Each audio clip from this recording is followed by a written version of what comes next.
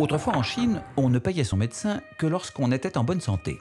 Si l'on tombait malade, c'est que le praticien avait failli à sa mission et il ne méritait alors aucune rémunération.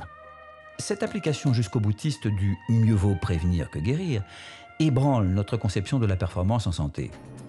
Faire en sorte de ne jamais tomber malade. Et si c'était là l'ultime performance en santé? Car enfin, que désigne la santé sinon l'état de non-maladie, voire de bien-être? Une aspiration partagée par tous donc, et qui génère forcément moins de soins.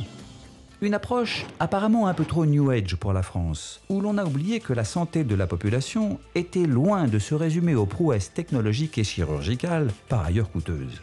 Et la prévention alors?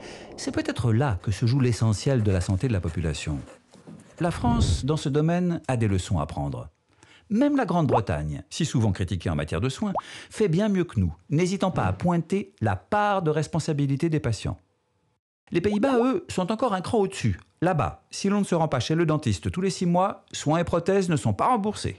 Quant à l'impact des déterminants sociaux, culturels et environnementaux qui pèsent si lourd sur la bonne ou la mauvaise santé d'une population, là encore, en France, on préfère fermer les yeux et soigner plutôt que d'agir en amont. Il est vrai que la lutte contre l'habitat insalubre est moins glamour que l'ouverture d'un service de chirurgie viscérale. Et tant pis donc pour, entre autres, les milliers de cas de saturnisme détectés chaque année. Impalpable et difficile à évaluer, la performance en santé est éclipsée par une performance plus racoleuse, celle des soins. Un délaissement qui, au fond, arrange peut-être tout le monde.